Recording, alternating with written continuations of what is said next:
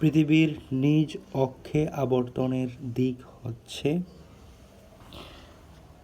পূর্ব থেকে পশ্চিম। সমুদ্র স্রোতের অন্যতম কারণ হচ্ছে বায়ুর প্রবাহ। বাংলাদেশের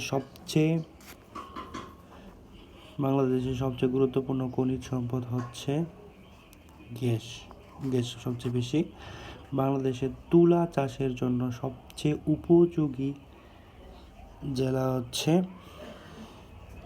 যশোর। বাংলাদেশের ও মায়ানমার কোন নদীর দ্বারা বিভক্ত? এটা আগেও একবার আসছিল, নাফ নদী। উত্তর গোলার্ধে সূর্যের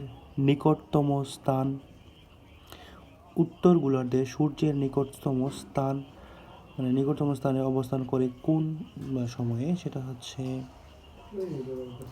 21শে জুন, যখন সবচেয়ে বেশি গরম থাকে। আগ্নেয়গিরিকে প্রধানত 3 ভাগে ভাগ করা হয়েছে। চট্টগ্রামের সীতাকুণ্ডের পাহাড়িয়া অঞ্চলে আছে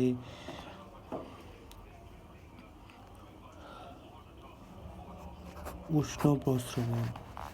পানির তলায় শব্দ নির্ধারণের যন্ত্রকে বলা হয় হাইড্রোফোন। কম্পিউটার একটি হিসাবকারী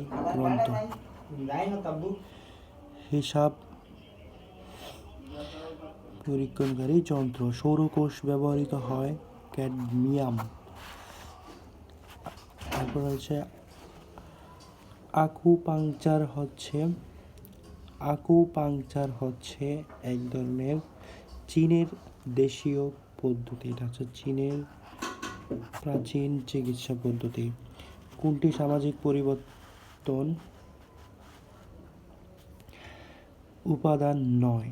সামাজিক পরিবর্তনের উপাদান নয় হচ্ছে বাসস্থান। ক্লোরোফর্ম ব্যবহৃত হয় চেতনা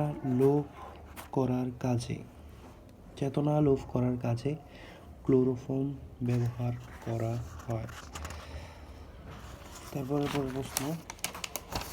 পরবর্তী প্রশ্ন আমরা দেখব,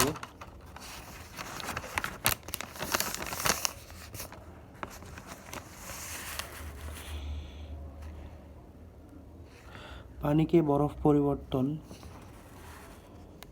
বরফে পরিবর্তন করলে আয়তন বাড়ে।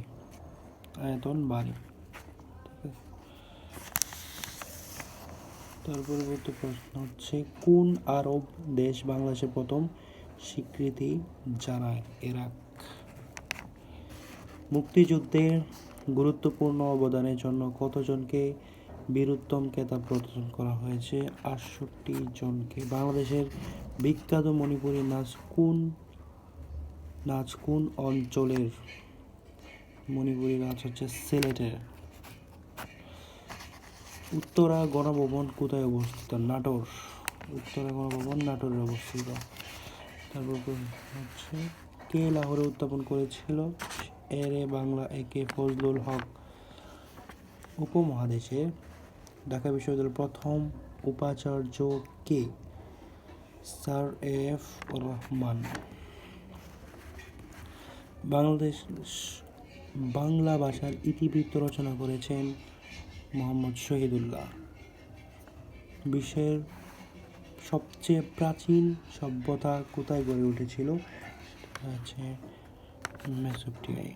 ইউরোপীয় ইউনিয়নের সদর দপ্তর ব্রাসেলস হচ্ছে ইউরোপীয় ইউনিয়নের সদর দপ্তর। ব্ল্যাক ক্যাট কোন দেশের কমান্ডো বাহিনী? ভারত।